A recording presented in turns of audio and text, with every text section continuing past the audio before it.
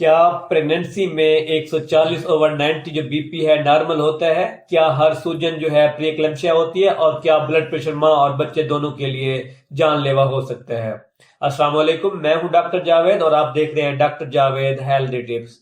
सबसे पहले आज हम बात करने लगे हैं प्रेगनेंसी के अंदर हाई ब्लड प्रेशर, एक्लेम्पसिया, सारी चीजों के ऊपर। हम इसको डिटेल बाय डिटेल बात करेंगे। हम पहले देखेंगे नॉर्मल बीपी कितना होता है प्रेगनेंसी के अंदर, और उसके बाद देखेंगे हाई ब्लड प्रेशर और उसकी क्या कौन कौन सी किस्में होती हैं।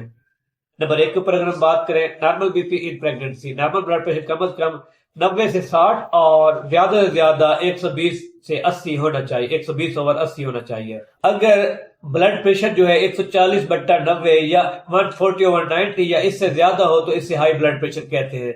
नोट, अमेरिकन हार्ट एसोसिएशन के मुताबिक नॉर्मल बालिग अफराद में 130/90 भी हाई समझा जाता है, लेकिन प्रेगनेंसी में एसीओजी की गाइडलाइन के मुताबिक डायग्नोसिस के लिए कट ऑफ जो है 140/90 समझा जाता है। अगर हम बात करें प्रेगनेंसी में हाई ब्लड प्रेशर की एग्जाम की, नंबर 1 के ऊपर आ जाता है गैस्ट्रिकुलर हाइपरटेंशन। 20 हफ्ते के बाद 140/90 पेशाब में प्रोटीन नहीं है, पहले नॉर्मल बीपी था। ये आर्जी भी हो सकता है, लेकिन मॉनिटरिंग जो है बहुत जरूरी है। अगर हम नंबर 2 प्रेक्लेप्सिया की बात करें, बीपी 140/90, पेशाब में प्रोटीन आ रही है या लिवर, किडनी, प्लेटलेट्स जो है या दिमाग पर असर। सवेर फीचर की बात करें, बीपी 160/110, शदीद सर में दर्द, नजर यानी कि धुंधलाहट नजर आना, सीने या ऊपरी पेट यानी कि सीने में या ऊपरी पेट में दर्द हो गया, लो प्लेटलेट्स हो गए और हाई क्रिएटिनिन। ये जो है प्रीएक्लेम्पसिया की फीचर्स हैं। नंबर 3 के ऊपर क्रोनिक हाइपरटेंशन, 20 हफ्ते से पहले हाई ब्लड प्रेशर हो या डिलीवरी के बाद 12 हफ्ते तक बरकरार रहे, इसको हम क्रोनिक हाइपरटेंशन कहते हैं। अगर हम एक्लेम्पसिया की बात करें, इसमें क्या होगा, फीचर जो होंगे प्रेक्लेम्पसिया वाले फीचर और साथ में जो है फिट्स पड़ रहे होंगे। ये माँ और बच्चे दोनों के लिए जानलेवा हो सकता है। बच्चे पर जो इसके असरात हैं, अगर बीपी कंट्रोल ना हो तो बच्चे की जो ग्रोथ है रुक सकती है, जिसे हम इंटरयूट्राइन ग्रोथ रिटार्डेशन कहते हैं। कबल अज वक्त पैदाइश हो सकती है, प्लेसेंटा अब्रप्शन हो सकता है और स्टिल बर्थ का जो है खतरा भी हो सकता है। इसको डायग्नोज करने के लिए हम कौन कौन से टेस्ट कराते हैं, सबसे पहले देख लेते हैं। यूरिन में प्रोटीन देखते होते हैं, सीबीसी में हमने प्लेटलेट्स देखने होते हैं, एलएफटीज देखने होते हैं, क्रिएटिनिन हो गया, यूएसजी फॉर फीटल ग्रोथ यानी कि हमने बच्चे ग्रोथ के लिए अल्ट्रासाउंड कराना होता है और डॉपलर स्टडी भी करते हैं। इसकी ट्रीटमेंट के मुताबिक अगर हम बात करें, एसीओजी के मुताबिक अगर ब्लड प्रेशर जो है 160/110 हो तो फौरी इलाज जरूरी होता है।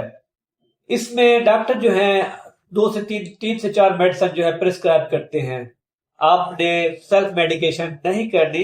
इसमें जो मेडिकेशन जो कंट्राइंडिकेशन है उसमें एसी इनहिबिटर और एआरबीज कंट्राइंडिकेटेड है। सवेर प्रेक्लेम्पसिया की अगर हम बात करें, उसमें फिट्स से बचाव के लिए हम क्या करते होते हैं, मैग्नीशियम सल्फेट देते हैं। और कब डॉक्टर यानी कब हॉस्पिटल को विजिट करना है, शदीद सर में दर्द हो, आंखों के आगे चमक आए, अचानक सूजन या सांस में तकलीफ, बच्चे की हरकत जो है कम महसूस हो, बचाओ। आप हामला है, ब्लड प्रेशर से कैसे बचा जा सकता है? सबसे पहले आपने क्या करना है, रेगुलर जो है एंटीनेटल विजिट करना है, बीपी मॉनिटरिंग करनी है। अगर वजन आपका ज्यादा है तो अपने वजन जो है कंट्रोल करना है। नमक आपने कम से कम इस्तेमाल करना है, क्योंकि नमक से ब्लड प्रेशर जो है शूट कर जाता है। और डॉक्टर के मशवरे से लो डोज एस्पिरिन भी ली जा सकती है। अगर आपको ब्लड प्रेशर है और आपको नहीं पता तो जो मैंने इसको आपको गाइडलाइन दी है, जो चीजें मैंने आपको बताई है, इसके ऊपर आप अमल करें। ब्लड प्रेशर जो है माँ और बच्चे दोनों के लिए खतरनाक हो सकता है। अगर आपको मेरी ये वीडियो मुफीद लगी, इसको लाइक, शेयर और मेरे चैनल को सब्सक्राइब करना मत भूलिएगा। मिलते हैं अगली वीडियो में।